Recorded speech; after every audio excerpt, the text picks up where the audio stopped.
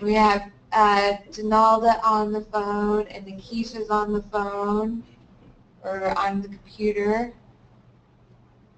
And we'll do, you want to do a quick round of intros? I'm Eva Ripito. I think everybody knows me. And then I'll bring my camera. Carmen, you'll have to make sure you stand up and come over here to. Oh, if you want to. When you talk, you have to come get on the camera. Oh, okay. Just standing in front of it. So thanks for being here. The bathrooms, the ladies' restroom is right across the hall. There's a kitchen if you need some water or some tea.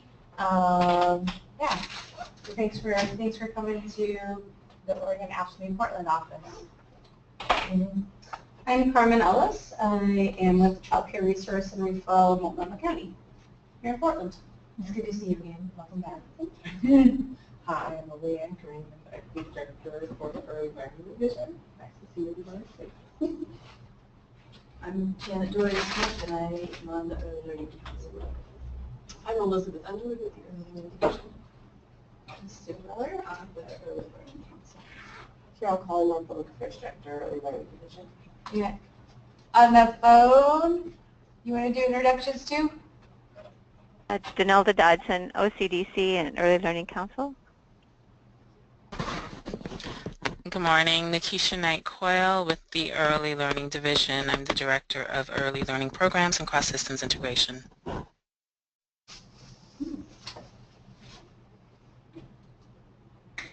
Erica's just going to stay silent, I guess.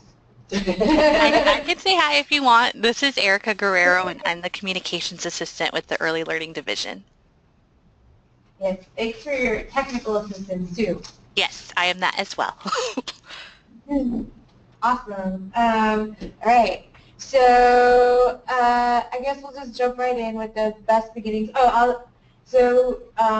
We have Rochelle couldn't be here today. She got invited to participate in a conversation with somebody fancy who talks about from Yale. That's right.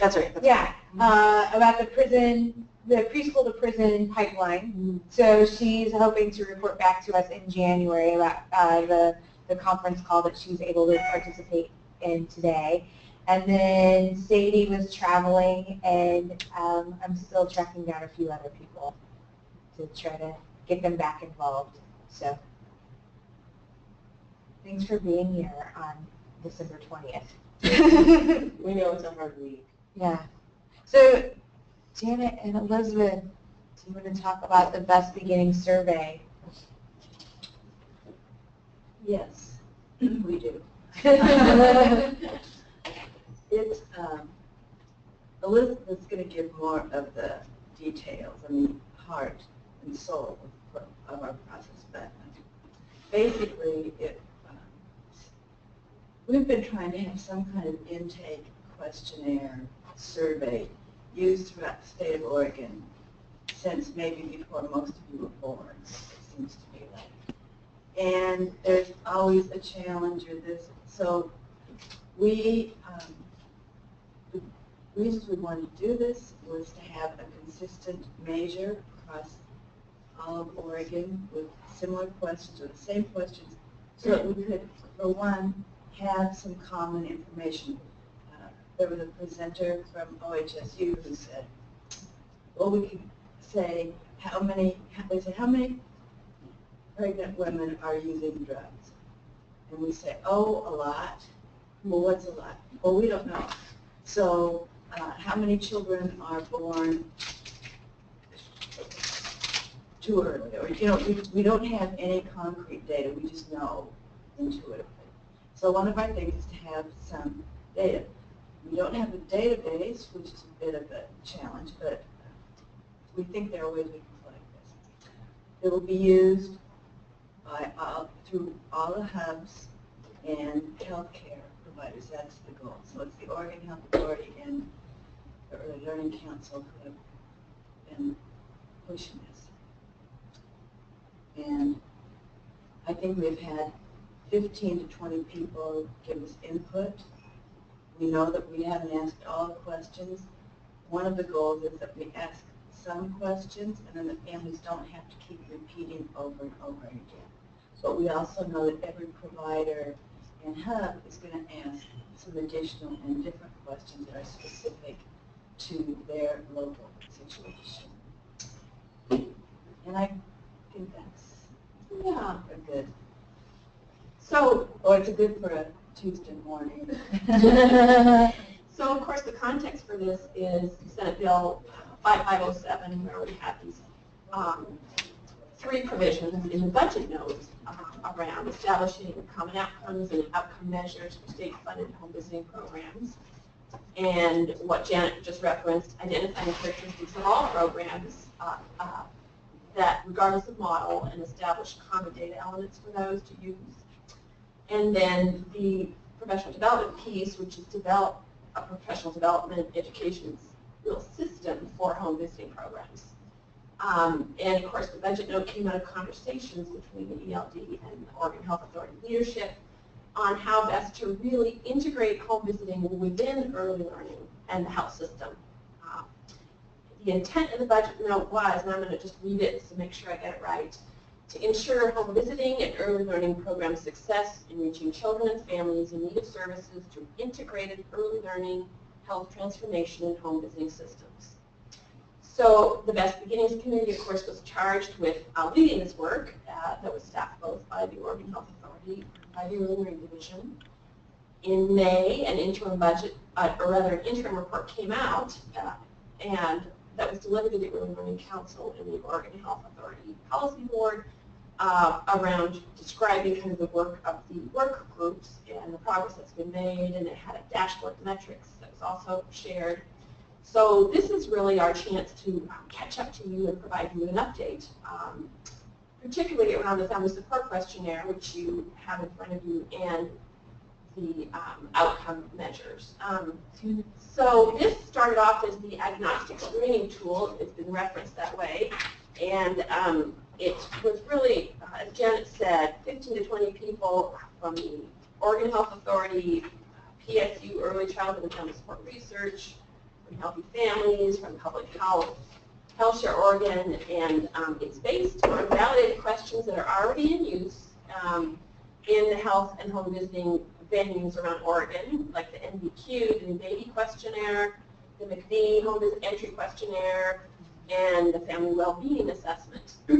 So we put this together, you know, with our best thoughts about questions and what that common data set can be for all home visiting programs, and even potentially for use by hubs that choose to have a kind of home visiting entry system that they're part of. So right now, our next steps are really to get some feedback from you all into our process and to take it back to Best Beginnings, and then we want to get a pilot out as quickly as we can and get translation done for that pilot. And the guidelines for the pilot are in this attachment that you have, and they are really fairly broad, but we are really focused on wanting to see exactly what this is like once folks get this in their hands, these questions in their hands, what kind of is working and what's not working. So we want to pilot in 6 regions, have volunteered to do that. So that's great, including both urban and rural. And we sort of set up some possible questions around the pilot for folks to give us feedback around, and that pilot will be sort of overseen by the process itself will be staffed. Benjamin Hamilton and I will be staffing that. So at this juncture, I'm really interested in kind of hearing kind of your impressions of the questionnaire. Here. You guys all had a chance to read it. I was trying to print it. Oh, sorry. Yeah. Elizabeth, when you say 6 regions have volunteered to test, is that 6 hubs? Let's see. It is in Yamhill, it's a hub. OCDC is a program. Multnomah has kind of a unique system that I'm not actually clear of the hospital's grading system that is going to pilot it. Actually, I think they might want to pilot in their community screenings that they're doing rather than the hospitals. And then, so those are a combination of hubs and programs. We've got a couple, in Southern Oregon, we've got a couple regions that are just putting together their home visiting entry system with support from the Ford Family Foundation. And those folks are poised and ready to try out a tool. And so this is a great opportunity for them to participate too. So Lenny had some questions. Carol, can I do a follow-up question? Yes. So is it mostly the healthcare side that's going to be piloting it, or is it more the early learning, side? Because as we know, there are different programs and providers kind of in each of those tracks. I think it's the early learning programs and stuff, but it will be Public health. Yeah. But like OCDC is obviously an early learning focus program. So that's early learning, but it sounds like Multnomah may be more health focused. I think I was mistaken. I think they're going to use it in their community settings for screenings rather than directly in their hospitals. But that would be Head Start, OCDC. No, I'm sorry. I think they're using it in medical clinics, actually, in the community. It's, Multnomah County is the most complicated. Yes. So, Always. I just wondered if we should have had Multnomah County, but they have the writing languages. This will probably give us some of the best feedback in using the questionnaire on a bigger scale. But So that would be a health delivery system. But it's also, the hub is really, the early learning in Multnomah has really been wanting to pilot. So we're kind of at the point, we're just going to give it to them and say, give us your thoughts, use it. Okay, and it just Because we're seems to not me, collecting data so much right now as feedback on the process. right, and it seems to me it would be interesting as the feedback comes in to know is it from a kind of community-based early learning provider, or is it coming in from the health Definitely. side? I agree with Right. Okay, thank you. So I'm just going to share. Lenny had emailed us some questions yesterday, and I forwarded them to you, Elizabeth and Natisha. But there's one specifically that I think is pertinent for right now. The first one is, he understands how well legislative mandates get formed and build a life of their own, regardless of what has been done before. But he'd like to know why this new questionnaire. He's recalling that both relief nurseries and healthy families have used similar tools over the years past. Likewise, public health nurses, community health workers, and family research coordinators. And he's wondering if this is maybe a collaborative step to health workers, pre-K service providers, and educators using the same tool, because we are not able to garner consensus with the ASQ. He also says, lastly, I think the equity issues of race and class serve to compound or magnify toxic stress and trauma impacts. It's an issue that could be woven into performance measures and well-being questionnaires. Yes. It is trying to have a common set of questions. And like Elizabeth said, the questions we've got here are on other tools that are currently in use. And I think we've had up to 60 questions. We've been down to 10 questions.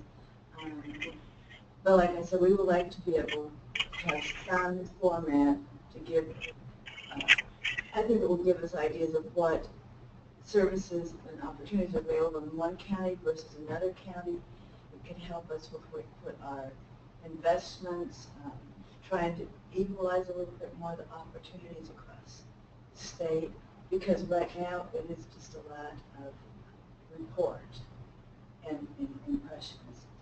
And it has been hard. Everybody, I've been impressed that people who have been on the committee have been in favor of it, and we have come to consensus, generally speaking, about the question. And we've had many discussions about the order of the questions, and that was also part of what we're hoping to get from the community providers is how do they flow. There are some people who think the questions don't flow very well. Some people think they flow fine. So we just want to build. But all we who've given opinions are not currently parents looking for services. So. Well, I assume HF Healthy Families had a rep on that committee, right? Yeah, many. And I think the relief nurseries also did. So I guess I've kind of assumed, Carol, that that input has been woven into.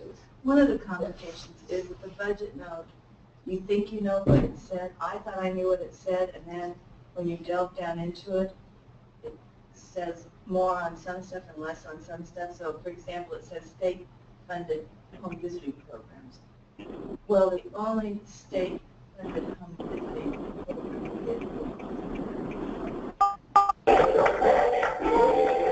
no matter how big. I'm not sure which caller is listening to the radio, but could you please mute your phone? I just did. Sorry about that. That's okay. Thank you. We love the jams, though. It's all right.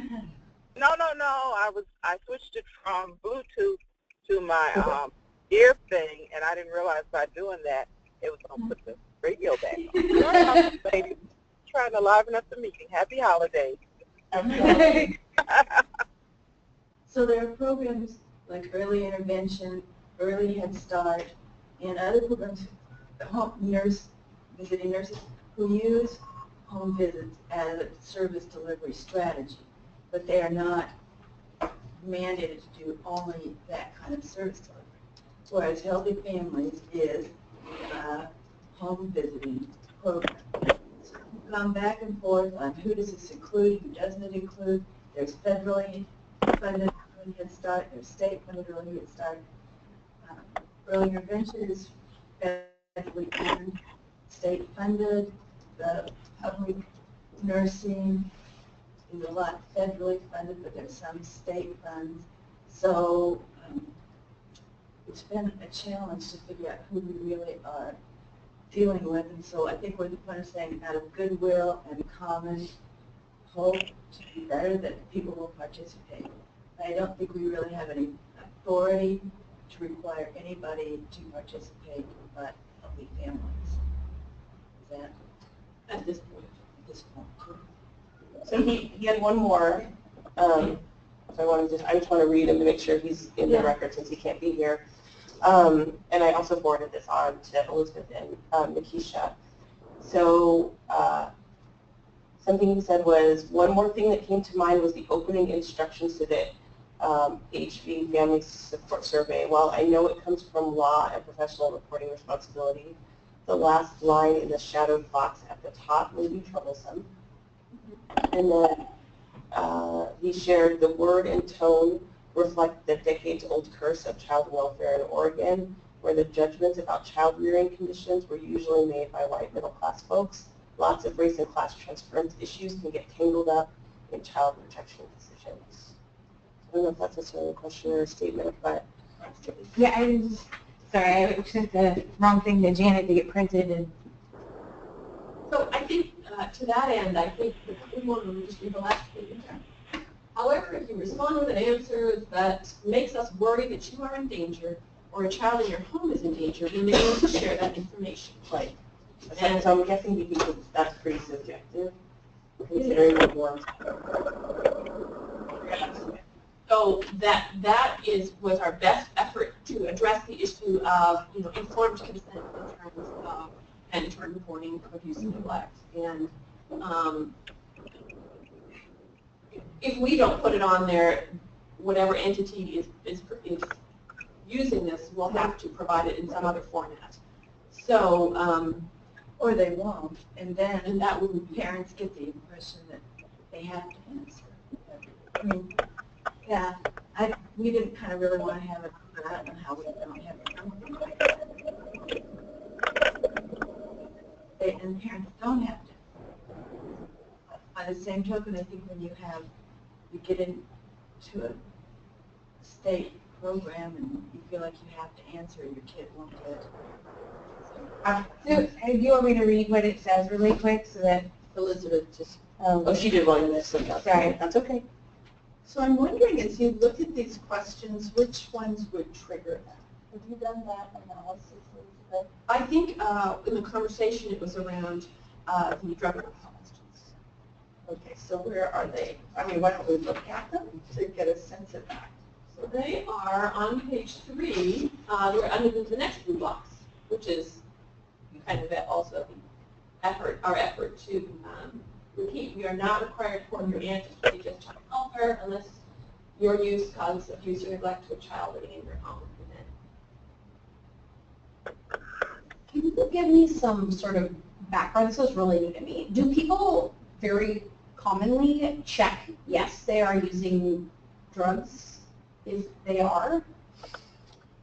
That is, the people from the Oregon Health Authority said people are pretty forthcoming with their answers. But it could be, again, a person who you feel like they're an authority and you have to tell them. So it's, people believe that was important information to have.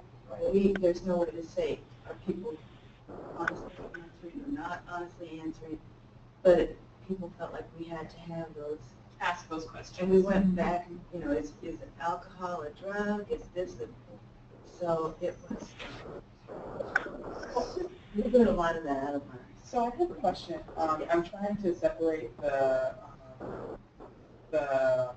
fact that someone does not have to answer these questionnaire questions with informed consent concerning a mandatory reporting laws. And for that, that's a little confusing to me in the sense of if we're talking about, just say like, if you place anything on the survey that we believe that, may harm children, that we would have to report this compared to telling them that this is not a mandatory survey for them to fill out, are two separate issues, and I'm wondering if, or maybe I'm just confused right now, if we're conflating those two together, because the piece around being a mandatory reporter and telling someone that they don't have to, this is a voluntary survey, are two separate pieces, and they don't. No, those are separate. Yeah. So, yeah. And one of the things I think that I didn't say, our original intent was this would help counties, communities, figure out what programs might be of service to families. So there could be drug and alcohol programs or people who don't have food or don't have a doctor. So it's one of those things, there's so many potential purposes and so many pitfalls that I think the feeling was that these issues had to be addressed in this document so that we weren't relying on another system to provide that information about it being a voluntary survey and it being voluntary to answer questions and how the questions could be used or shared. So I think what you're pointing to possibly, Lillian, is that the notion of even including that, completing the survey first is a and that sort of maybe needs to be separated out a little bit. Yeah, because I felt like they were kind of pushed together, and it didn't really articulate the so fact that this is a theoretically, voluntary survey. I am seeking services for my child, so I call up a person, or I just fill it out, say, this is to help us help you. And so I skip a question, and not skip a question. It's supposed to be a positive experience, but everything you're saying is right. And we just couldn't figure out another way to write it without us communicating. Right. Is there a way to frame it, make sure that it's clearly stated in that first box that it is optional to do the questionnaire or to pick which questions you're most comfortable responding to, but then also say we want to make sure that your pregnancy and your child, that we're supporting you in your efforts to succeed as a parent or something like that. And so by answering questions will better able to connect you to the services you might need, or something like, I don't know, like, That's kind of what we said, we better put it out and see right. people actually using the questions with actual parents. And how in they- fact, this does say that. It says, we use this survey to connect you to community resources. Can we, yeah, but I don't know what it, Like, first, can we go back to the top to see what Yeah. it does already say? And it's so slow, so sorry. yeah, it's, The most being through it. But I'll read it to you. yeah, Pregnancy and parenting are important times to make sure you and your family have the support and resources you need. We use the survey to connect you to community resources that work with families. In bold, you do not have to answer any of these questions if you don't want to, and all your answers are confidential. However, if you respond with an answer that makes us worry that you are in danger or a child in your home is in danger, we may need to share that. I think what kind of resources are, maybe we list out, and I don't know, is it possible to give examples of these types of resources? No, because they vary so much from community to community. Okay. 'Cause, yeah, I mean, that could be, it's always, like, oh gosh, what, like, I know that, some people might not consider, I'm trying to say this with the least amount of judgment. As the friend that will leave the room. Like somebody might say, oh gosh, I probably eat or drink too many Coca-Colas in a day or something like that. So that's sugar and caffeine. Is somebody going to consider that dangerous? Well, no. But, like what, like people are going to say, who's going to tell me what's dangerous versus what's not? And I think, like. And do we, my question with that last sentence is, we may share the information, who are you sharing it with? Do you share it back to them and say, yeah, Eva, I know you're drinking 8 coffees a day. Before I tell on you, let me talk to you about it? Or do I just tell on you? Right. So what's the springboard for reporting?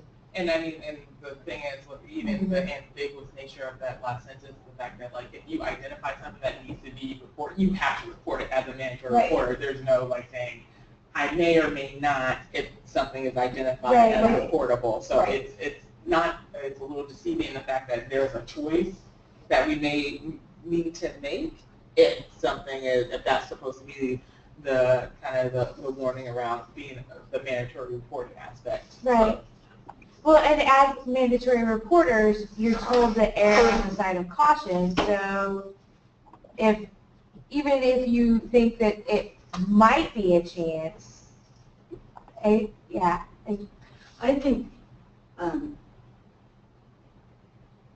we've gone through this a lot of times. Yeah. And one of the things we kind of came to was, so then we're going to make a referral to a community. In most cases, I don't see the person as making any reports in most cases.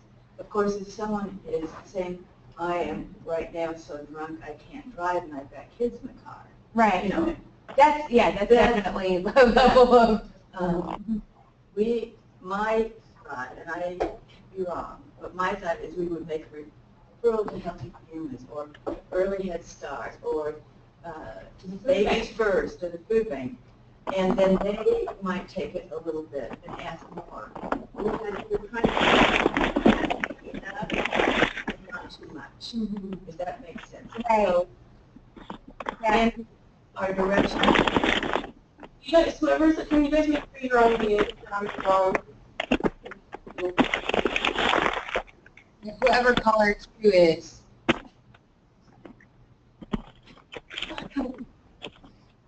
Do we know who's on the phone? We had some people join us after we did introductions, so I'm not sure who callers 2 or 3 are. Why don't we ask? Yeah.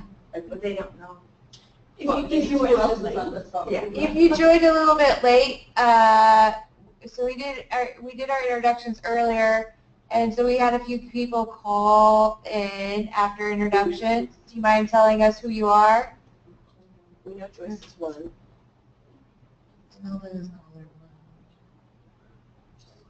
Yeah.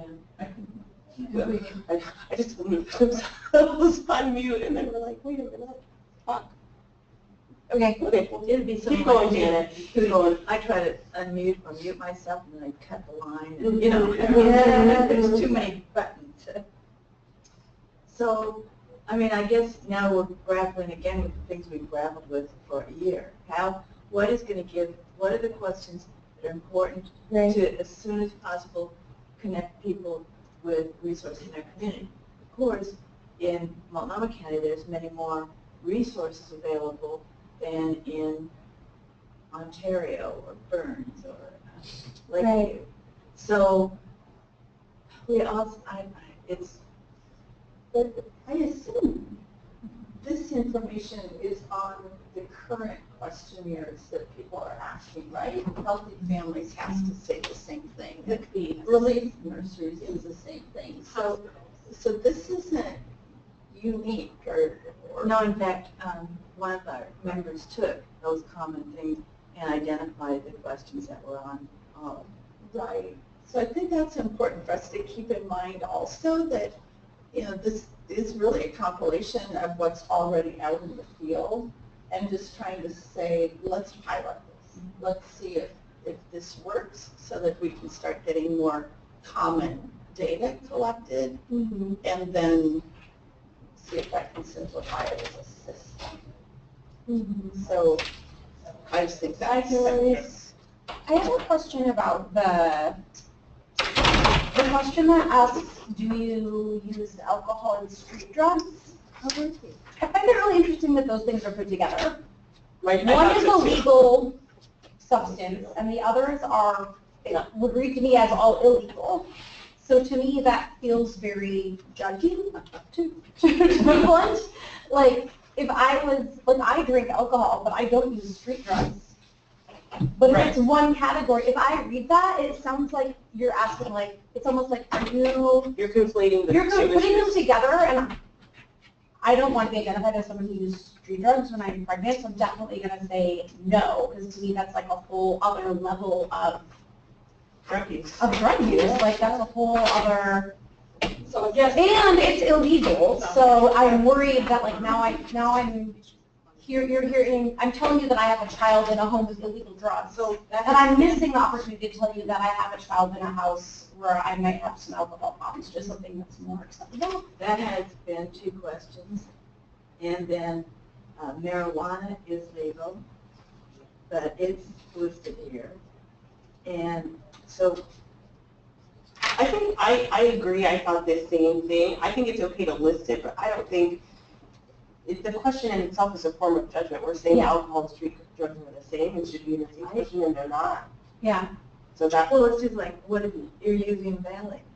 You know, there could be legal drugs that are not compatible necessarily with pregnancy. So I think that these are good thoughts, and I just think it should be broken up. I don't think it should be taken out. I just think it should be broken and up. I cannot exactly remember, was it just so we only have 22 questions? I can't remember how. At some point, I lost track of the back and forth. Yeah. There's always a rationale, like, how you get there. It has been 2 questions. Yes. Well, the 22nd question is really an identifier question, and I don't even know if that's a question as much as it's a declarative of who we're researching. So you're right. I mean, it might think about 22 questions kind of silly, but I think it's like. So what would the process be? Who would make that decision to separate those 2? Oh, I think we could go probably back to the work group and maybe potentially via email, and just, that doesn't seem like it should take long. I think it was Beth Green had some thoughts on it. She does a lot of research. And then Jeannie Duncan from Australia. And they had, so part of it is how they show up on other questionnaires. But it's not like a big deal to Elizabeth and me, whether it's 1 question or 2 questions. And it could be different. I don't know if it was because of what referrals you would make. I just can't. Yeah, we'll go back And it's been 2 questions. Follow up with that. Just revisit the rationale. Would it be even fair to say do you have concerns about prescription drug use, or do you have concerns about, like, so that it's not just your use, but are you concerned about your usage?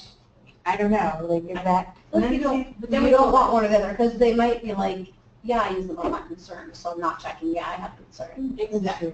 Yeah. You want to catch if they're doing it so you can offer.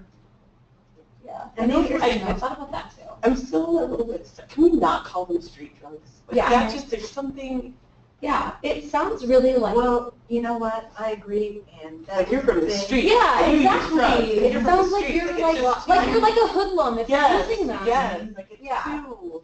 If we talk, I agree, yeah. The same thing with pot and weed, and then some of the members of the committee felt like there are people who, that clarifies for them what you're talking about.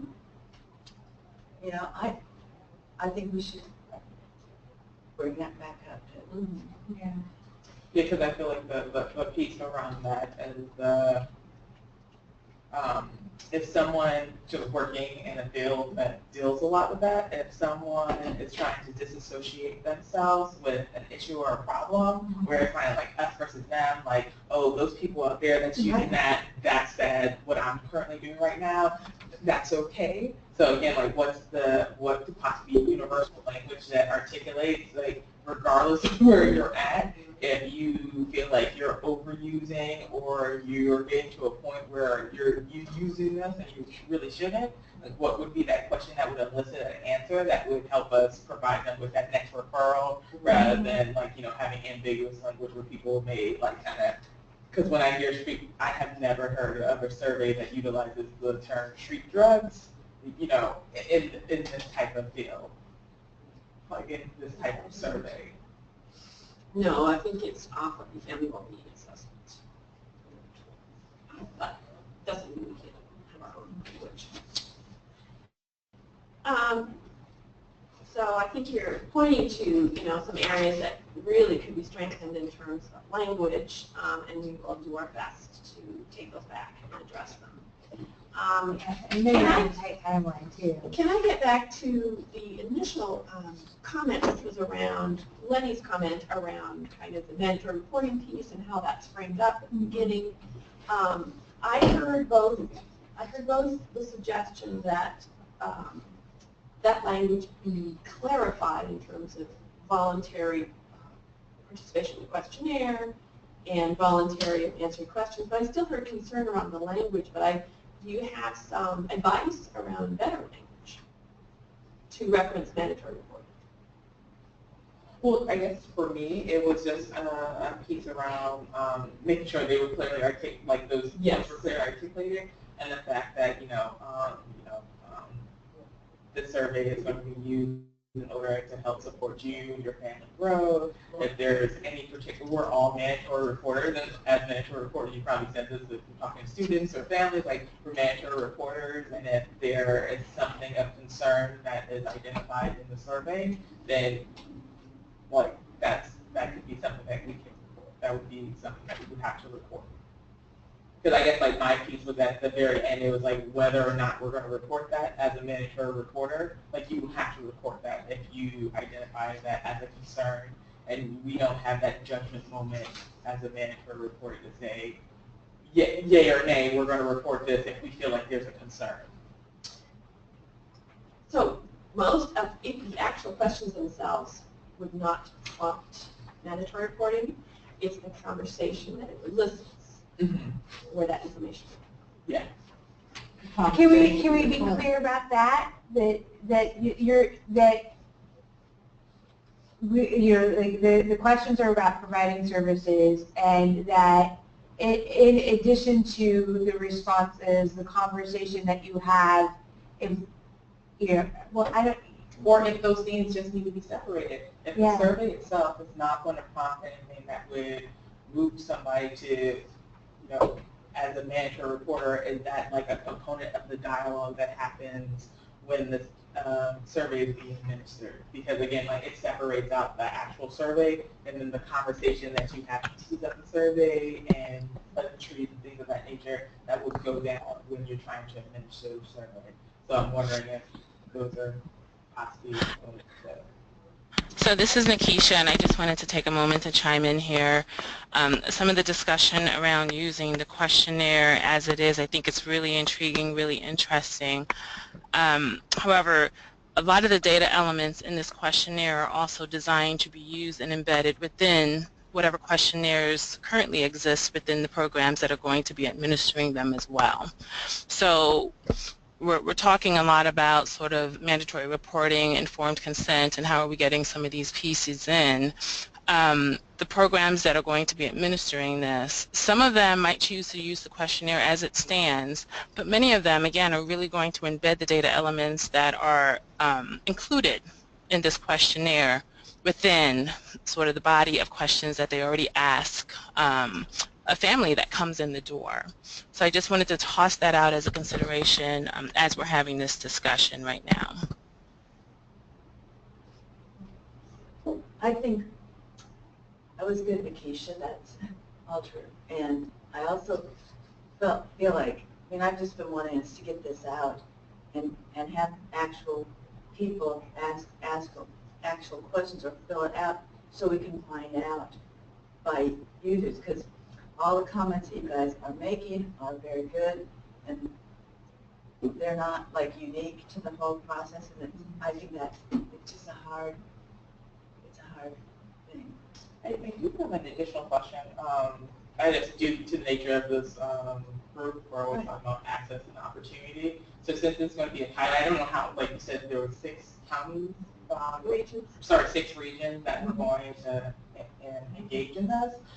So can you tell us a little bit about like the communities that you're trying to outreach to? If this is going to, I don't know how long the pilot will be. I guess it's going to be very targeted in the sense in order to elicit like the feedback that you'll need in order to like kind of do the next iteration. So what's been the game plan around articulating like which communities that you're going to be working with, how you're reaching those communities through the pilot, kind of framing up kind of the pilot process. They volunteered, and through different people meeting with, I think with the hub leadership people and communities have volunteered. And I wish something about this was in concrete so we could give you a structured answer. We've talked at first about putting it out and ask people to use it for 3 or 4 weeks and then start getting this feedback. On somehow, and that doesn't seem like very long to me, but if we start getting feedback. So then I said, well, maybe we can go up we tried for 6 weeks. But this was supposed to be in use July 1st of this year, 2016. And so, you know, at our last early learning council meeting, people say, well, what's the hurry to get something out if it's not going to be well done? So I'm going back and forth. Should we keep working on this? But then I sometimes think in Oregon, we review things to death until people quit thinking about it. And I mean, Sue came to a meeting, a Best Beginnings meeting, and we were talking about this, and she said, well, it'll go in the database. And then, well, we don't have a database. She said, you don't have a database? She's like, I just assumed. And I said, we were working on this for so long that I didn't forget we never cared about a database. You know, you just feel like we're just trying to make these questions. We're going to get these questions. What are we going to do with the answers? We don't know. Yeah, well, I guess I was going to ask what the goal was besides just having a survey in the field. There's a budget note, Carol. But I think the goal was what Elizabeth read, the intent from the budget note. But I think the goal is to try to, you know, pull together and unify and have some consistency in all these different visiting programs. And we know there are a whole bunch of them out there, right? And so there's been talk about this for years, and it's years in Oregon about how do we try to combine efforts and make sure that we're aligning information so we can serve more families but also provide better services to them. And I think a piece we're kind of missing because most of us aren't on Best Beginnings and we haven't been there for the last year. But this work group that Beth training, and I'm guessing many of you know that. It has a lot of, researchers and really good thinkers on it, people who use these documents. So I think we need to also sort of say there's a lot of work that's gone into this document, and I think some good ideas have come up here, but at some point I think let's get it in the field and then start getting this input back that everybody is saying we know we're going to need. So to that end, your question about really the community engagement piece, how are we reaching out to communities to engage them with this? And as Janet said, they've volunteered. This budget note, awareness of the budget note has been going on throughout Oregon, and so I have been engaging a couple communities in southern Oregon, rural communities, a couple regions there. Some folks just heard about it through word of mouth or as beginnings or have asked me directly. So it seems important to have Multnomah, if possible, because of the diverse languages and that are in this community, and to pilot it in those languages. So, and get that feedback as well. So that's been sort of, we've just kind of, it's been a bit of a patchwork process, but we've come up with what we think are a pretty broad range of types of regions in the end, and programs. So we just have a couple more minutes for this agenda item, just to keep you guys here all morning. You're welcome. So is there any final questions or anything you want to add? Or Joyce, do you have anything to say as you've been listening? And No, I've been listening. I just think we have to always be cognizant of how the recipient, the client, will perceive this. And, always have our antenna up for questions that might trigger certain types of responses, anywhere from, oh, hell no, I'm not answering that. I would be cautious if I were in a situation where I'm being asked a question about like the street drugs versus alcohol, for example. And I think that there are a lot of people now who are very cautious and distrusting of agencies and questions, and particularly if you get a question, you get a document that says, and we're worried about something, we may have to share this. So my first question is, will you share it with the police, the medical field? I mean, who are they sharing this information with, and how might that impact me and my household? So I think that as I looked at this, that was my concern, is that, the minute you talk about, and we're not just going to gather it so we can take a look at it, but we are going to have we'll make some decisions if we're worried about something.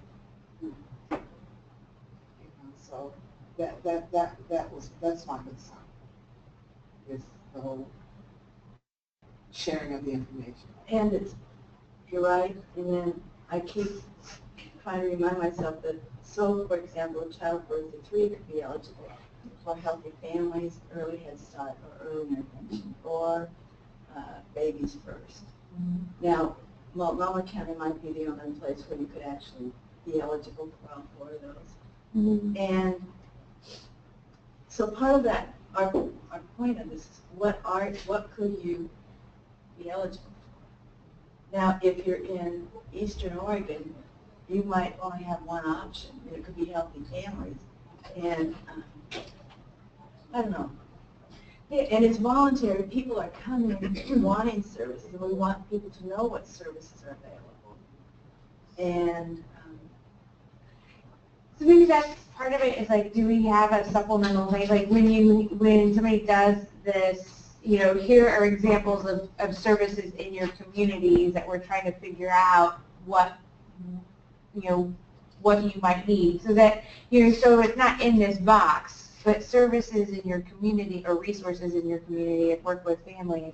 It could be something very intimidating versus something that's like, but we would support it. think that the local communities would respond to that, because like Elizabeth said, some counties are pretty rich in opportunities and others aren't, and we didn't want to kind of throw that in people's faces, but I would like us to be able to help develop more services and more opportunities where they don't. Yeah. Could we maybe have an open-ended question of like, what would you need to feel supportive and successful in your pregnancy and parenting?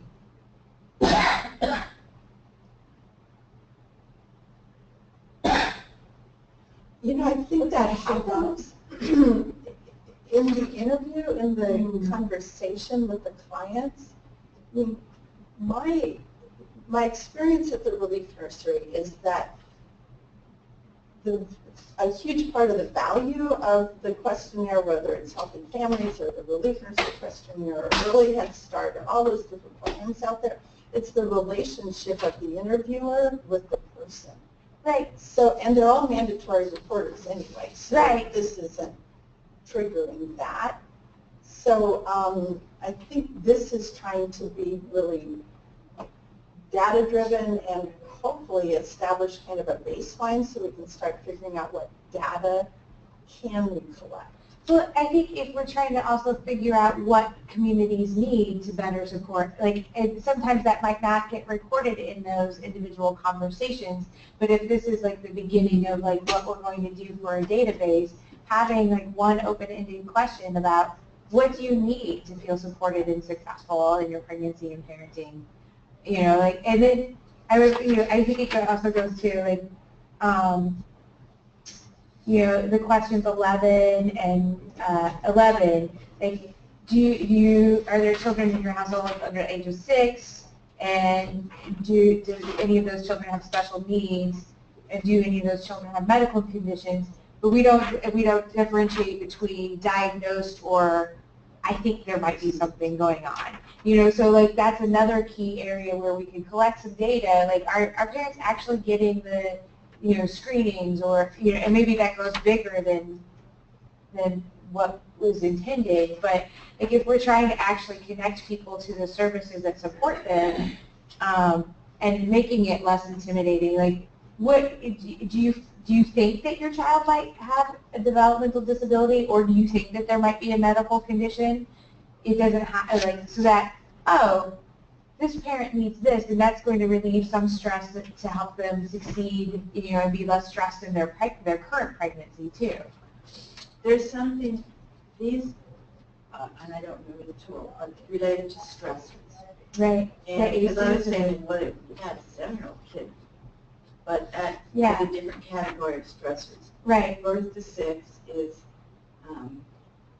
so all of these are related to some research and Your validated questions. validated questions. Right. And then we thought about open-ended, but then how do you record that? And again, I'm thinking, we said, well, Relief Nursery, let's go talk to people at Relief Nursery.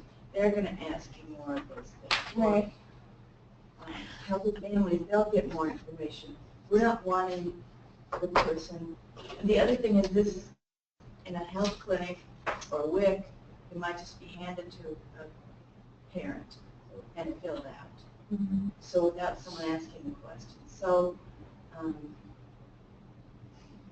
again, oh, go ahead.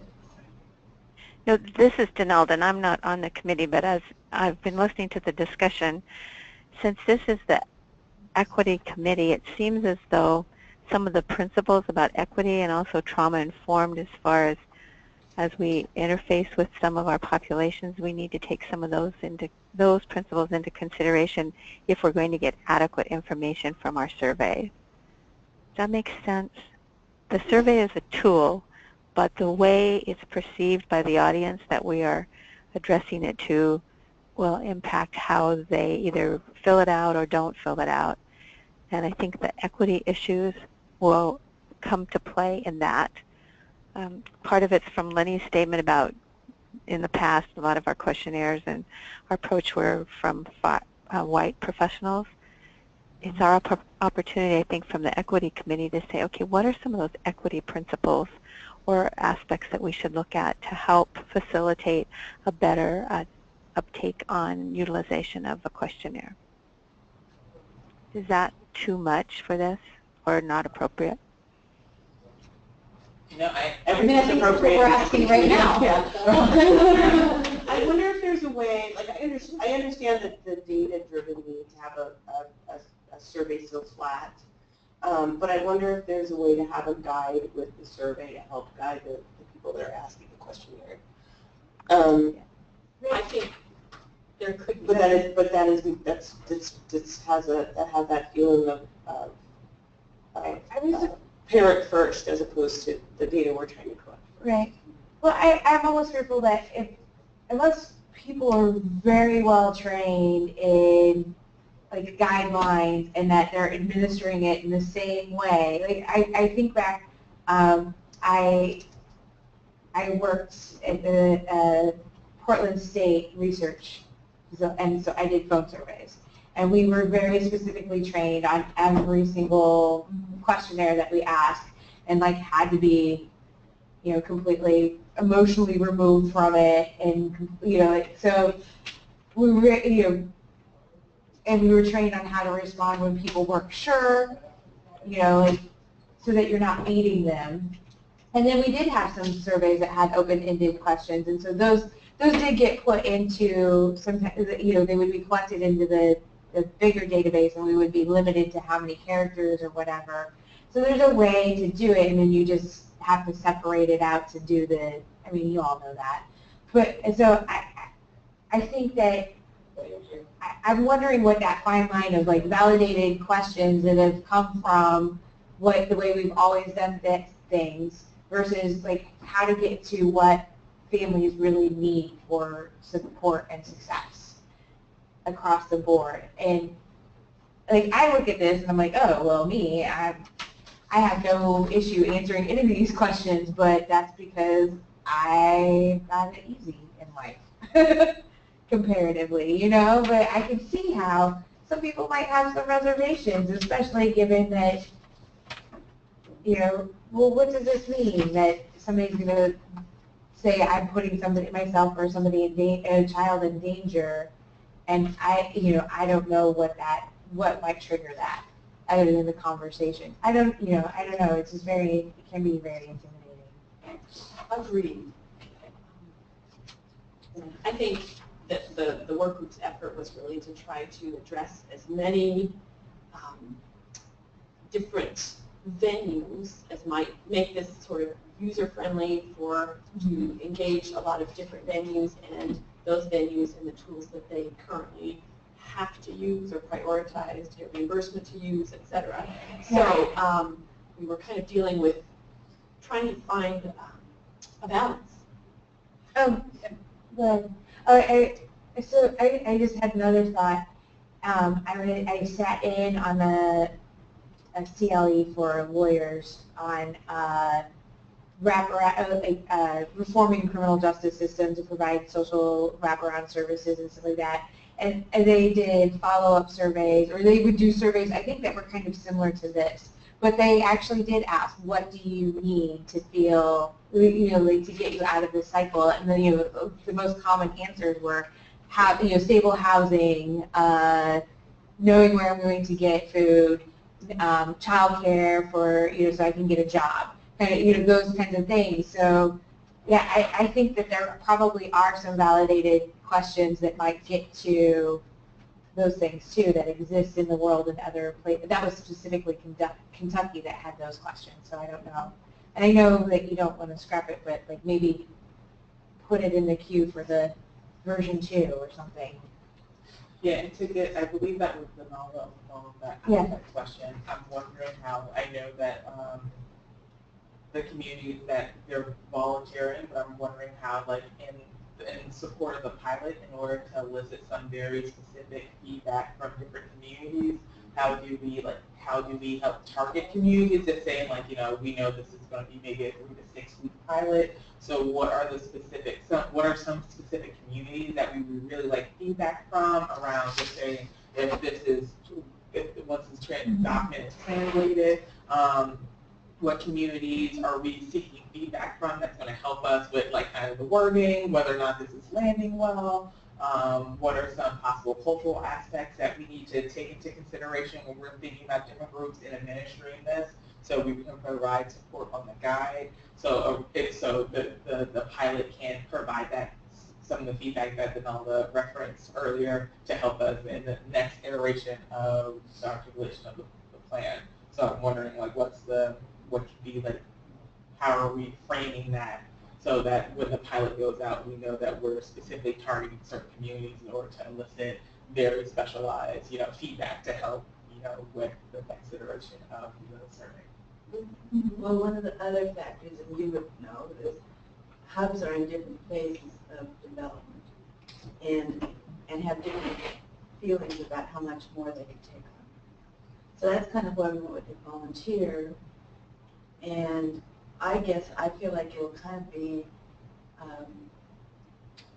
not a pilot, but I mean, we're going to have the first year, obviously, you're right, it's going to be in different parts of the state. And I feel like in some places where there's nothing, like if you have hungry kids and we don't have any food, I mean, it's going to maybe help us push things forward. There's a lot of landmines with this. Well, and I definitely believe that this could help push things forward. And then I guess, like, for me, it's kind of like, and then who has access to which communities would have access to the survey.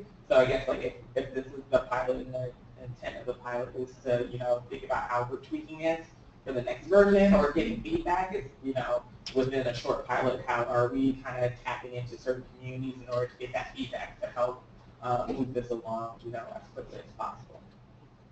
So we're about 20 minutes over on this. Yeah, sorry.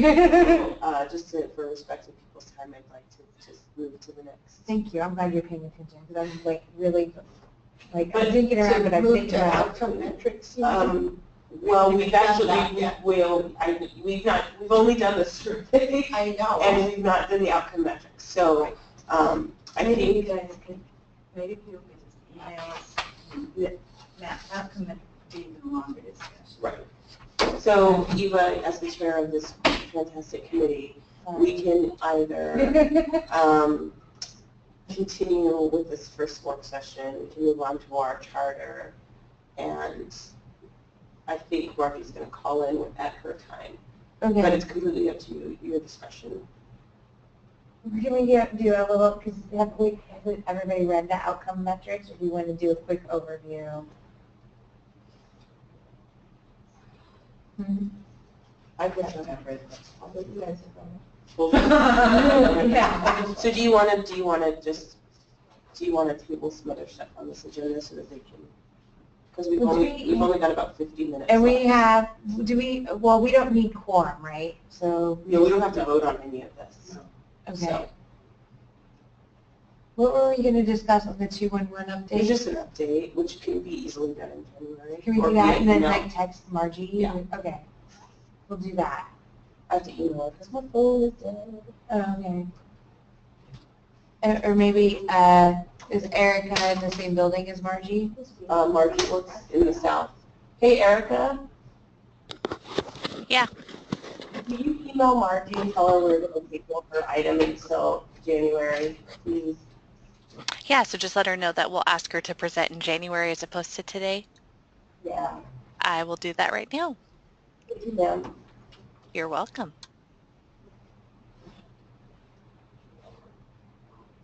And then I did the edits to the charter, which I can email this afternoon, and we can also finish that discussion in January if you want to. Do we have that before the full council meeting, right?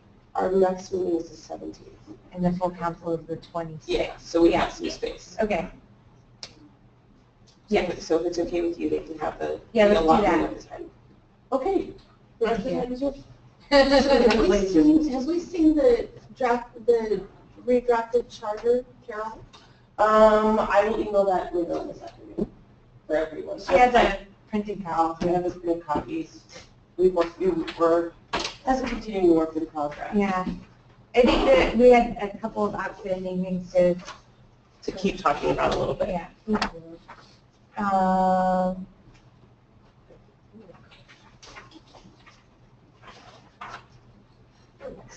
perusal. Well, we can go on that. Well, let's see. Picking up with that piece, we're just brought this to you as well to kind of update you and give you an update on what it's currently looking like. That committee has has some work to do yet on those outcome metrics. They're a work in progress. They, since they were sharing the interim report, they've kind of been, I would say, narrowed down a little bit more in their scope, and we should have those in front of you as well. And I think we're just here to sort of look through them with you and see what kind of feedback you can give us on them. So we can look at the first one. And these are, of course, as I mentioned earlier, these are really metrics for all home visiting programs then to share. So before we dig in, since another group like really worked on this, put a lot of time and effort, can you kind of give us a high-level overview of some of this, like, some of the highlights and possibly some of the sticky points that, the group has encountered when working with these metrics, since they have, I think I'm going to defer to Janet since I wasn't on the committee. Oh, sorry. I wasn't on the committee either. And I think this seemed more complex to me than the survey, and look how much time we spent on the survey. So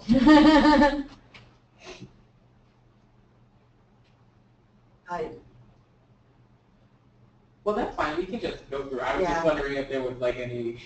I think it might be, we can certainly collect some of that information and share that via email. I'm happy to do that. But there's another instruction on that committee. I don't have any insight there.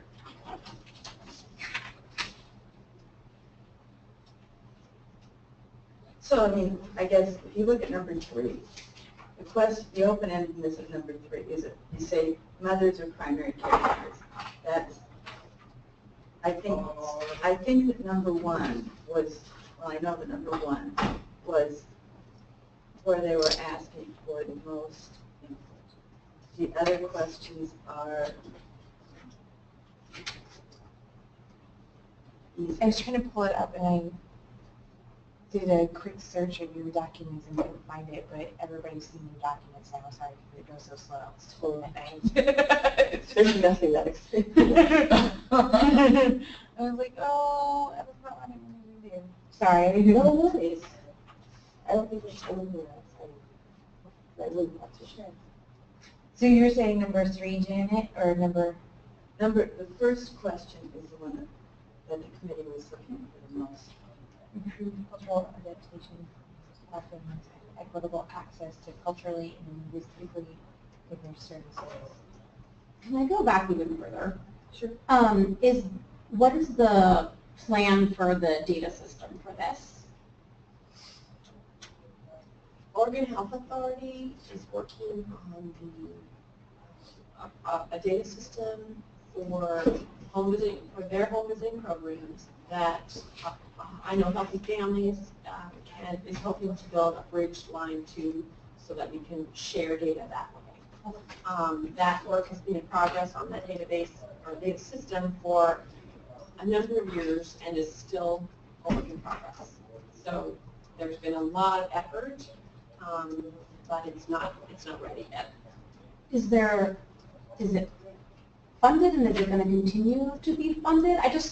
I'm wondering before diving into like what the metrics are, and like I just want to know that they're going to be put somewhere where we can use them, so it's a helpful conversation. Because if they're not going to be put somewhere, then I feel like that's an issue to address first. Like if we're going to be measuring the outcomes that are in order to achieve equity, then like we need to know that that's going somewhere. Otherwise, I don't see what the reason would be to discuss whether the metrics are valid. To be blunt, sorry, to put you on the spot. That very conversation has been had. Okay. Yes. So it is really important for us to get the data system happening. And at this point, we're charged with completing this work to the best of our ability, and the vision is to be able to really use a common data system. But timelines, we don't have.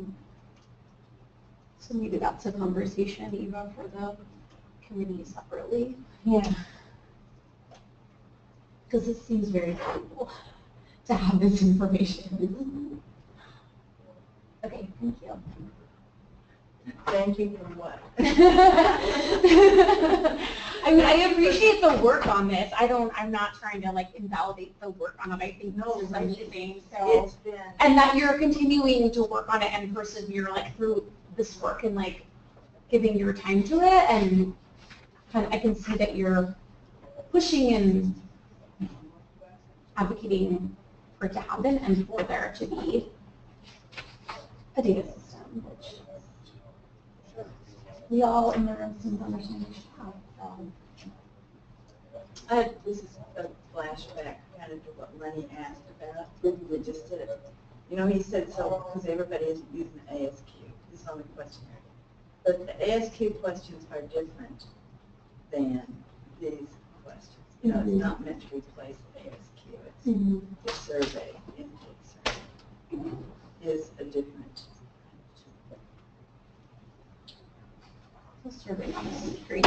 And the whole, I guess, I mean, I've been pretty negative about the budget note, and I continue to do that because it is like trying to find your way in dense fog after you've been turned around a few times and you don't really know where you're going or why, and it all does seem important. And you're right, that's what I've said about what we're doing this survey, and then where do these questions go? We have no way. Some communities and counties are making their own. They have their database. At the state level, there's nothing. And at our last meeting, to be honest, the people from the Oregon Health Authority kind of were saying their database. I don't know if it's the funding or the people who've been working on it. Don't want to do a new contract. I mean, there's Challenges for sure. But moving forward, I think for us, just considering a set of common outcomes and being able to collaborate on creating them has been a very challenging process, but it's still a very important process, whether or not there's a database ready to go at the other end. So you can see from their efforts what they prioritize for these outcomes, what seems important, and so not so focused on outputs, but really what are the things that matter most for home visit programs to really be integrated to the early learning system, and what matters most to families, and trying to kind of balance all of those. Cultural adaptation of programs. This one was, I think, one that they really struggled with, and so came up with some measures, but really weren't satisfied with this one at all yet themselves. How do we measure improved cultural adaptation programs and that all families have equitable access? So when you say cultural adaptation, what do they mean by that? Are they saying that there's supporting their program shifting to more culturally responsive services? Yes. Or, yeah. Yes. Okay.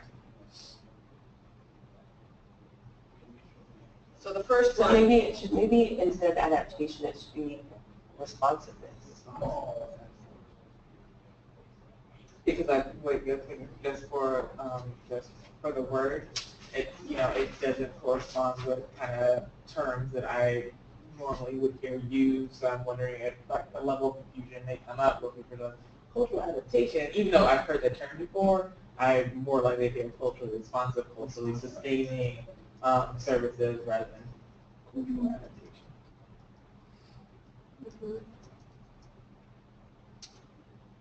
So the concern was, well, what are we really measuring by knowing that folks have policies and procedures? That was with measure 1.1 there that. Yeah, it's important, but how is that an outcome? Yeah, how do you measure? Yeah. How do you get to check off the box? Yes, we have that. How does that lead to that? So it's interesting for 1.3, as defined by local home visiting programs, are there any current parameters for when we say priority populations for home visiting programs? I know for just say for the earlier division or council, we have like when we say priority population, there's a shared understanding, but this one is a type of ambiguous. So I'm wondering around what does that mean, and if the goal was to increase services to children in rural areas, racially, linguistically diverse children, like how do you specify that within the language so that we can get to the increase of service around that? That's good feedback. I'm wondering around, I think for 1.1, policies and practices. I'm wondering if there's an additional piece around actually how are we measuring shifts in what we're doing, because if there is a need to increase the populations or different populations that we're serving, what are actual shifts in those practices that we're making from the development of those policies as a way of measuring ourselves, so as a way of measuring the shifts.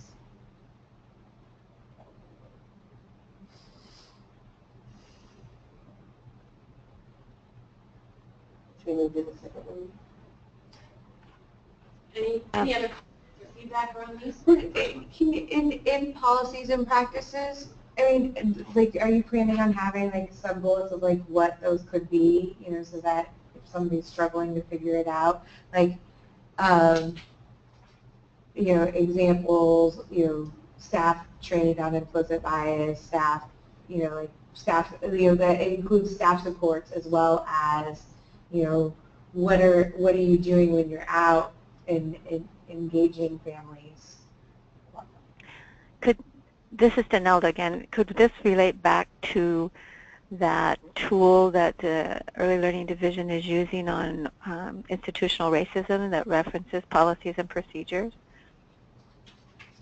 so that we're connecting all the pieces? Well, I mean, like, there's definitely points of connection. Pardon? I said, this is Lillian, I said, yes, there's definitely points of connection, and I think that the tool provides a nice framework in general when you're thinking about the different bodies of or aspects of an organization that needs to shift in order to provide more responsive services. So we could identify points from that if that.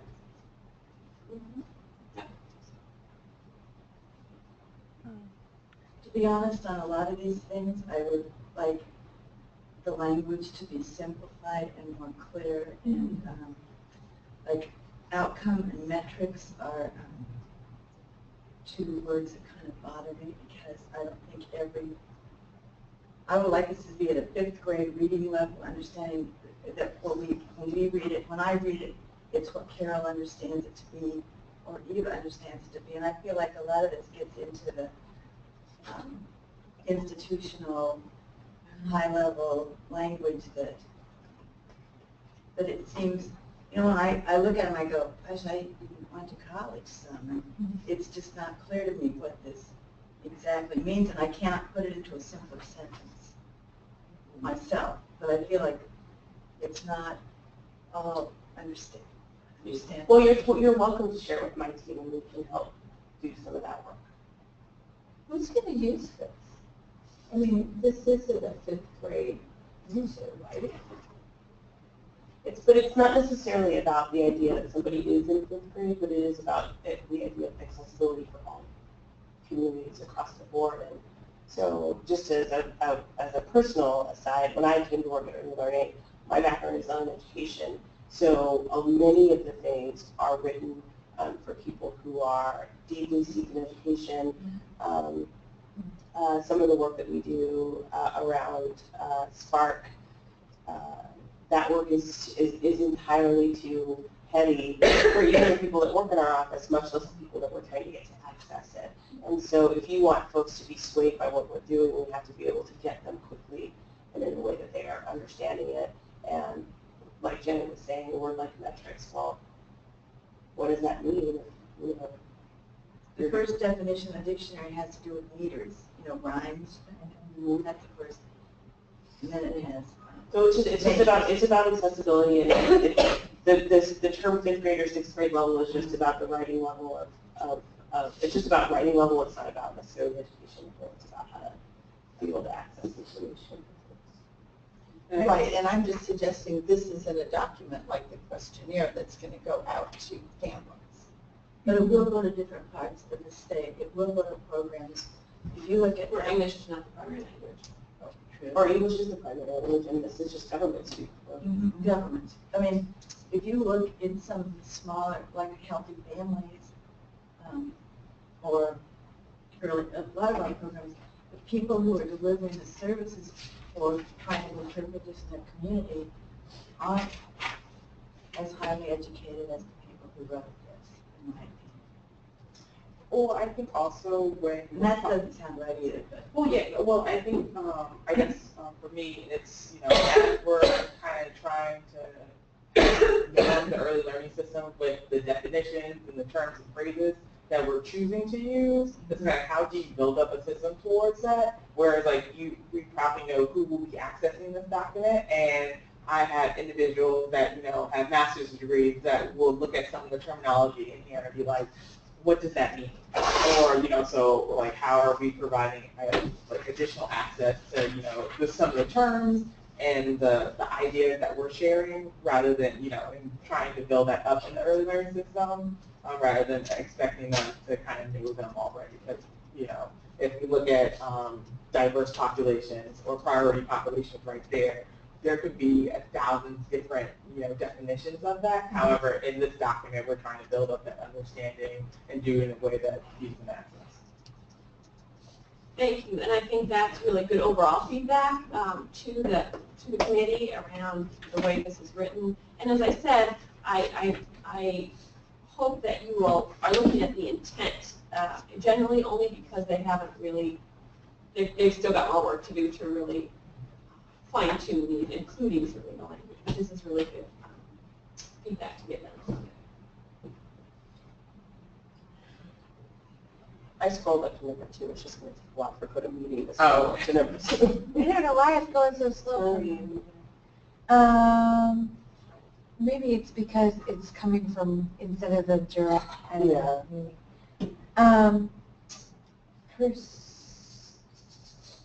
So my initial thought as I looked at this was like, oh, this is directly related to our conversation about the questionnaire, when we were talking about improved maternal, infant, family, and health.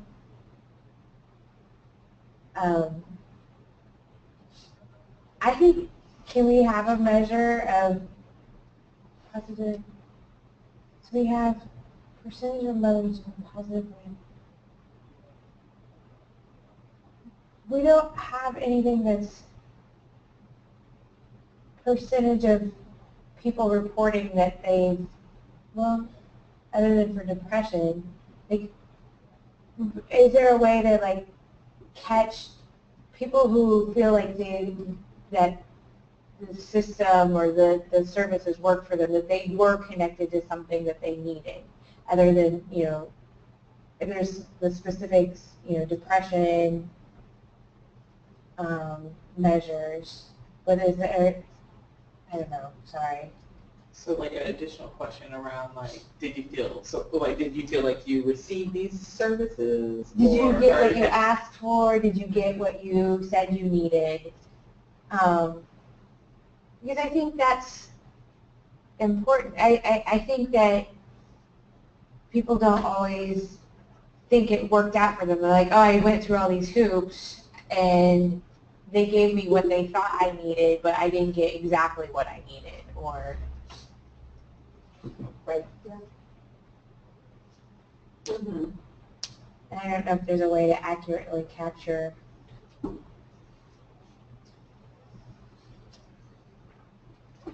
Yeah, you're really pointing to the importance of the customer being able to give feedback, and then that's part of the Because that's certainly the overall picture of whether we're successful at what we're doing. right. An important part. Yeah. I mean, because essentially we're picking out what we think is important here, but which is validated by lots of studies, but I think, yeah, having that customer input, service user. Because it's in our revised charter to make sure that we have, but we didn't call it service. We're changing the word service user. Server user voice and influence. Definitely. That's good feedback. Any more number 2?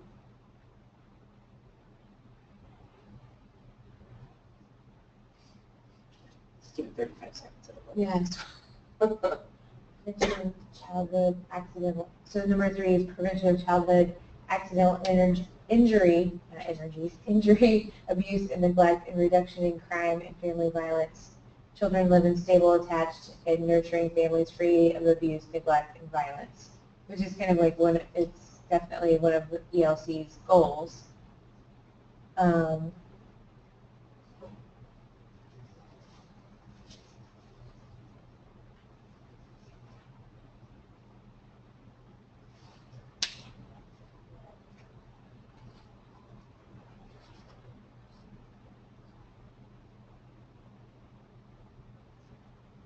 This particular measure also from federal perspective, they're very interested in states being able to provide this information and collect this information.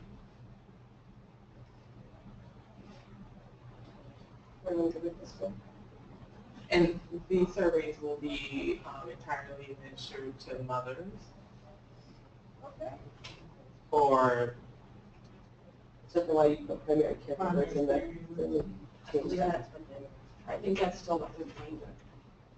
okay. See, if you take out of the House Bill 5507, given the expanded Healthy Families Oregon Home Visiting funding added to the Early Learning Division's budget, the Early Learning Division and the Oregon Health Authority are instructed to develop a set of outcome metrics connected to evidence of impact for consideration by the Early Learning Council and the Oregon Health Policy Board that any home-based service that receives state dollars must meet in order to continue to receive state funds effective July 1st, 2016.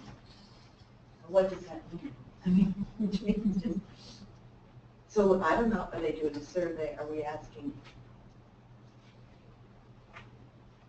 I think some of how this is collected is definitely to be determined in local systems that we will not be.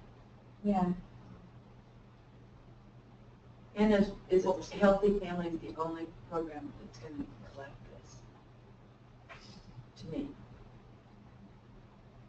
Yeah, probably for now, or invite other partners to use it too. But then it's a choice if they do. I'm assuming people in the healthcare system are collecting this information. I think OHA has a huge presence in this, probably way beyond early learning, traditional early learning programs. Yeah, is this something? Oh, my computer just shut down because it's out of battery power. I think healthcare is probably collecting it regardless. So yeah, is this something that should be also shared with the Public Health Advisory Board? They've already adopted this. We did? Council did and OHA did, the black. Oh, the Health Policy Board, but not the Public Health Advisory Board? Or? I think it was their policy board. Yeah, it's probably the health And the policies. council. And our council. Okay. Yeah, I had no additional thoughts about the third one. There's the fourth one. The interim report was accepted in May 2016 by both. Right.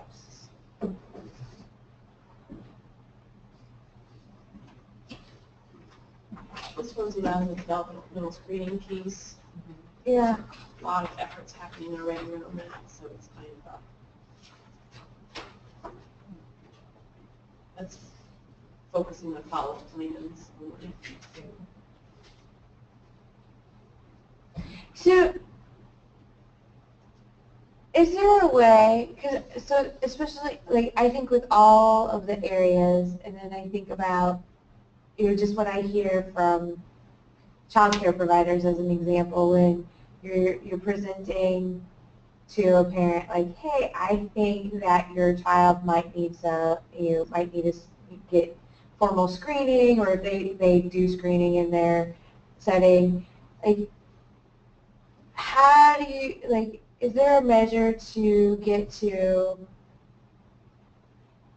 providers, or that people are trained in how to present issues to parents? Because parents might not see that there's an issue going on, because they get their child on evenings and weekends, and so they don't see the bigger pictures, and then so they get defensive, I guess. So, like, and I guess that's like a cultural thing too. Like, you're getting told, I mean, I don't know, but it's across the board, but people are going to react differently depending on.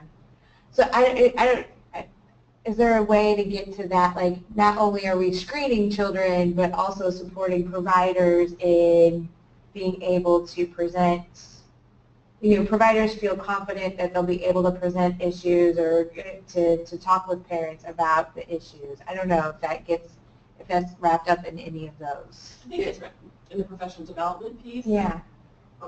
Well, yeah, I was just going to say, like, in regards to the over and under identification of children of color, male students within different types of special education programs, Right. There's been a lot of concern around what does that mean for my child, whether or not I'm going to place my child in a program around that. Right. I think the additional piece around, and I don't know if this actually goes here, or if this is also in, like, the professional development TA area, around, since we know for the 0 to 5 population, how linguistically diverse these children are, regardless of the screen, if they're not provided with screens that support their language abilities, they may be scoring really low in some of these areas, and that may not be representative of their actual skill, and then the misdiagnosis, or placing a child within particular services,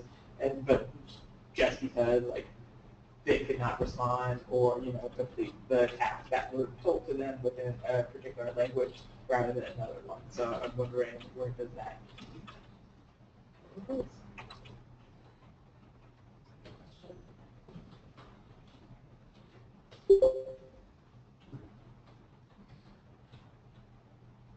I'm not really up to speed on the work that's been done in the early division, but I do know that, the OCCD, I forget what it stands for, the agency that's doing a lot of the work around professional development, that they've been very involved, along with in developing some networks that we're really looking at the translation and the training around ASQ and how to make it culturally responsive to different kinds of communities.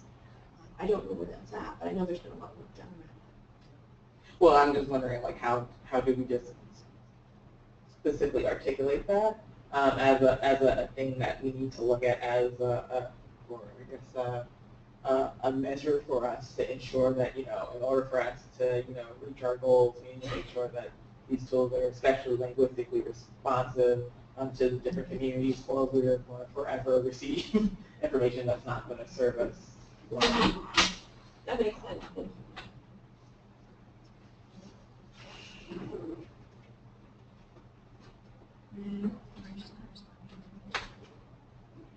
Okay. I think there's one more. And that's probably professional development that I jumped ahead. No, it's improve family self-sufficiency and coordination of community resources. Families have consistent and stable access to basic needs for their family to support healthy child development.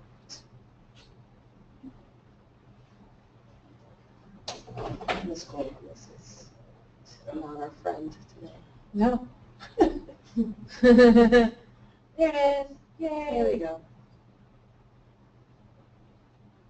Another thing I cannot remember is why, for example, on 5.1 we say EL hubs will do it, not CCOs.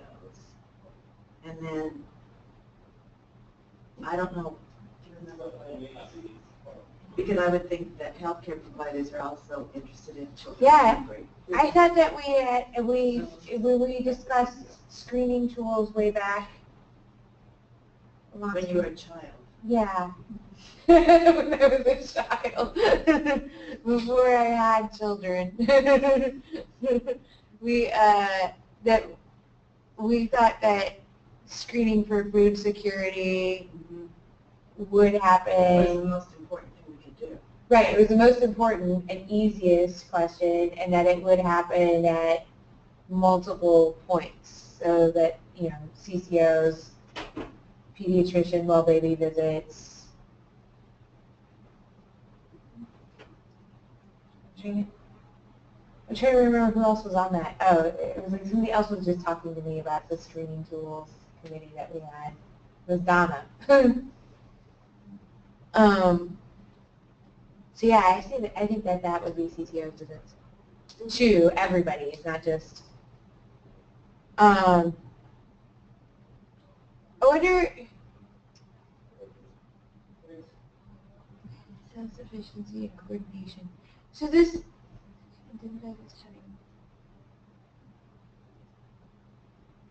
Is there a way to ask? Because this kind of goes to. I just think about the depression scale. You know, we talk a lot in the questionnaire. You know, you kind of asks about depression, but I'm wondering if there's a measure that exists in the world for, you know, okay, so you're okay with food, maybe not completely secure. You're okay with your housing. It may not be the best housing, but it's stable. But you're not necessarily feeling safe in your community for whatever reason. So is there a measure around that? Because I think about,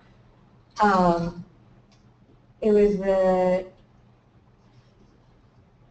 survey that I worked on with the School of Community Health, where we did a depression scale, but we also asked, you know, do you know your neighbors? Do you feel comfortable talking to your neighbors and asking for help if you need it, kind of thing? So is there you know, because we were talking about you're self-sufficient and there's coordinated community services, but I guess, like, do you feel that support and safety in your community? Yes, there's I was linking on the survey, but a piece around whether or not you identify with the community or that you have social connection within your community. And we know that with many different cultures, like, you know, having those connections is tied to the well-being of the individual and their family. So those, like, what do you feel like you have community connections within your community in order to help improve well-being? And then but then I think about, okay, so who's responsible for that? So we would get some significant pushback maybe from public, like I've been hanging out with public health people talking about metrics. And they're like, how are we supposed to be accountable for that? You know, like, so I guess can we identify something that would measure that, but then not necessarily, but also recognize that it's not one point of responsibility, but that we need to start recognizing that people aren't feeling connected. I mean, I think we have some general feelings about how there may or may not be proof around that, but I don't know. We Like, have how a do we? Nailed time in sociology that talks about social interaction. The other thing, given the climate that we're currently in, the whole safety issue becomes important because, you know, as people who would be working with families, Right. That's what I'm thinking. you would not want to refer somebody to a community or to live in an environment where there is no, for example, hate crimes activity, and that family may be interracial. You know, so I mean, there are a lot of things that we need to take, you know, consider when we're trying to assess how families are doing and how they feel. And So I'm thinking of that because there are several reports of families with interracial children who have been targeted, right? Yeah, and I just think that broadly, how are we expecting people to feel like self-sufficient and supported in their community if we're not at least somehow measuring what's happening? And but then, yeah, who's accountable to that? So I don't know what that would look like. Just a thought. Yeah, I just think about, particular healthy families, but other home visiting programs where that's always on their radar. Right. Relief nurseries, always those questions around. Mm-hmm. Do you have any friends or family in the community you can call on? And how Right. many? And who are they? And are they close? And Right. who do you call an emergency? And those kinds of questions are all pretty much embedded in most home visiting programs, but I know we can't take that for granted. And I understand you're saying, let's look at this on a more global level. Right. And I think if we're trying to move the marker on equity, move the marker on, making families successful or supporting them in their success, that's an important piece of information to have in our not yet created database. Well, it speaks also to climate issues. In school settings, you talk about the school climate. Right. So there's a community climate that also needs to be taken into account. People need to be able to share in that climate. The climate may be toxic, not the family, right, but the climate. And sometimes families are placed in toxic environments where the climate is not good.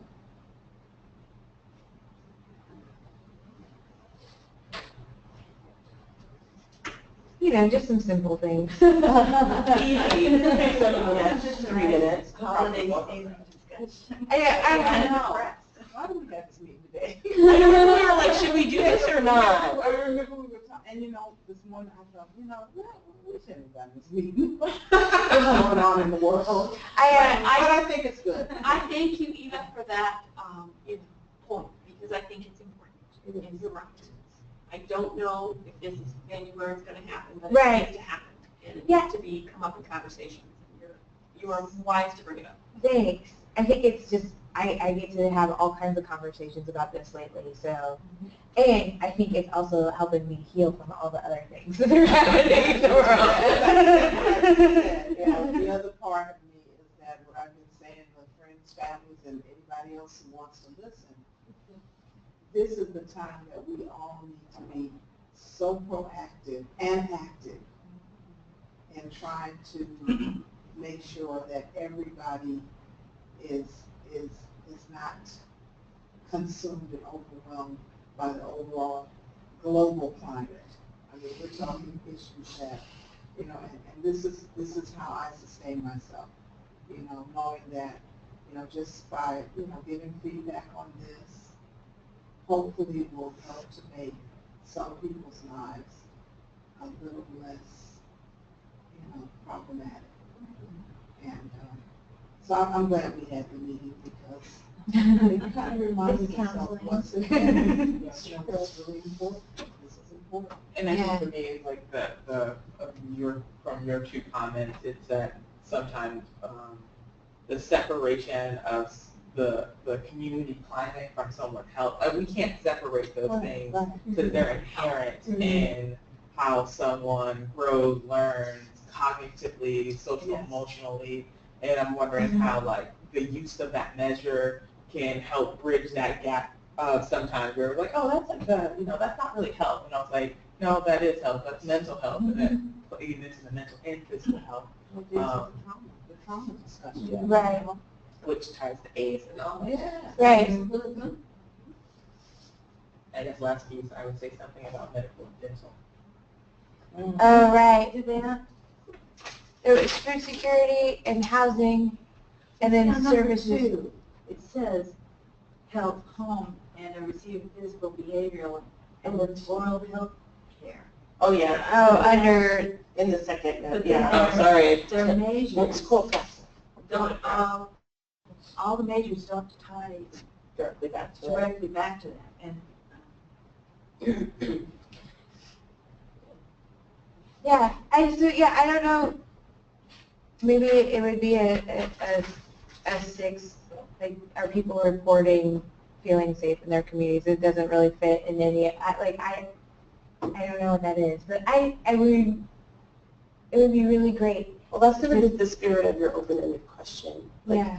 it doesn't necessarily track anyone, you can't, but it would be interesting to just be a collector of that sort of information so we're able to share it in a way that is important. Right. We may not be able to necessarily affect it, but we can share it so the world knows. Right. And then, yeah, That share people it, don't and feel then safe maybe that we we can start to figure out, like, okay, because I don't think there's any one agency that is responsible for that. I mean, it's like universal responsibility. right. It's a little bit of early learning. It's a little bit of CCO. It's a little bit of public health. It's, it's all of the above. So we're collecting this. What do we do with it? And I think it definitely plays into like an organizational plan. So if you're knowing there's particular comments within the community, how do we not replicate that within like our sphere of influence? And you may not be able to do it on like a larger community global scale, but like for those particular programs and how we're interacting, we're trying to not replicate that or intentionally interrupting that because we're anti-racist, anti-bias organization in order to As I think about sharing information, so suppose you get information, get feedback from certain communities that clearly show that these communities are not feeling safe because of some of the climate issues. That, I think, needs to be reported to law enforcement. number 3, again, kind of speaks to that.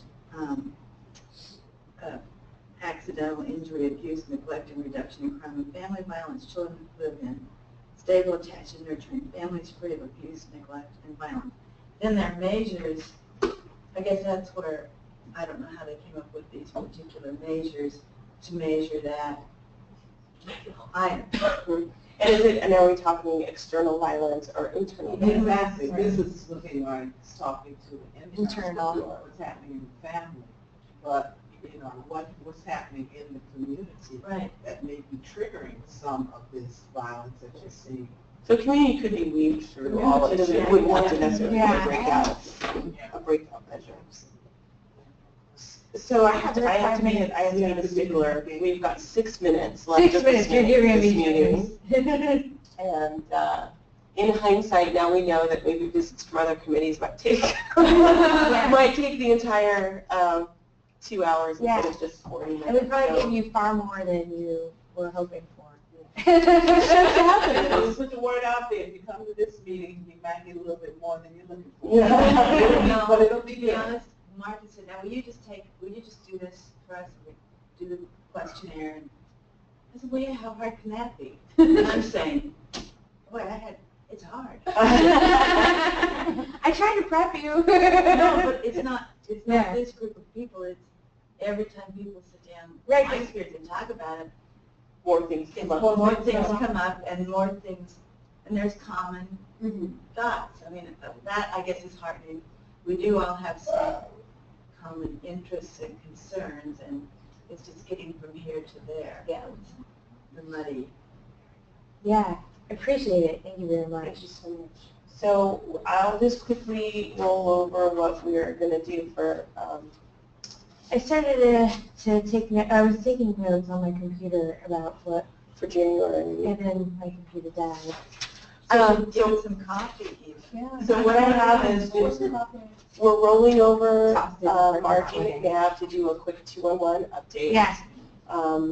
We've got Kelly Walker coming in to talk about the background checks and fingerprinting. Right, and that should just be a quick discussion. Your iPhone's ready to update. I know. Hey iTunes. This later. And then we've got extended invites to Children's Institute, Children's First, Family Forward, and Preschool Pumps to talk about. Yeah, so I was. Next meeting? Yeah. That's the next meeting? Is that too much for It the might next be meeting? too much. What if we did a 211 written update? Yeah, I would like the 2-in-1 written up. And then, yeah, so, but on the legislative, because I would really like to have those conversations at least a little bit, or get some of the information in front of us before February session starts. Okay. So that maybe we ask them to present a quick overview, but we just take our thoughts to be able to provide feedback, and I don't know. Well, what if we just split the meeting? What if we did a little Kelly Walker background check and then just these guys, and that's it? So on the background check, we had specific questions about how people's identity are being protected. And that's important. Yeah. Yeah. You know, I would not like us to pack an agenda knowing that we have items on the agenda that we need to have That we have to get some in-depth discussion on. Okay. So So what if, like those little drive-by, you know, Yeah. just say 5 minutes and so what if we just do those two? I'm going to email out the charter Yeah. that I've edited again. Why don't you guys just comment directly on it? Yeah. Your changes, but do it in a comment box. Don't do it in a, so I can collect the comments and add in. So And then the one thing that I do remember that we needed to do was add something about vice chair, or so I welcome thoughts about how we do that. yeah, because that was that quick email I sent. Like, what are we going to do about that part? Yeah. So 'Cause, yeah, I hadn't thought about. I mean, my leave is end of April, beginning of May-ish, so I don't know. so we're just talking about those, or are we also talking about adding members? That's something that's a discussion. I don't know if we were going to do that in the charter, but just like have some sort of vice chair. No, but I'm just thinking about, you know, we need some more people. who, Yeah. and who's still with us and who's, you know, not able to do it. Right. Yeah, like we were talking about that at 8:30. We were saying, well, you know, Charles doesn't come anymore. Richard is used to not come anymore. Right. I don't think he's at Urban League anymore. He's not at Urban League, but he had expressed some interest in still wanting to come, but then I haven't heard back from him. So yeah. Oh, you know, maybe it's just getting an update of who's still officially on, or wants to be a part of the committee, and then from that, you know, adding this. Okay, it's exactly 11 o'clock. Wait, did we decide that we're doing 211 next time or not? We're going to do a written. I'll get Margie to just do a written update, and I'll put it in with the packet so we can just get the. I mean, it's really just a stats update Yeah. anyway. We don't need to. Were there other concerns around the background check besides making sure people's identity are protected? Cost. Costs. Yes. What's the background? I know. Yeah, cost. Yeah, thank Thank you you. so much. Thanks for making an hour and a half journey today. I'm sorry to not provide treats. Someday I will become a morning person and like be able to get treats. And I felt about treats on my way over, and like, there's this place that is mini donuts for so they're like mini donuts, and you can like get bacon or chocolate or like jam. All right. Thanks to everybody who are online. Thanks everybody on the phone. Thank you, Erica, for.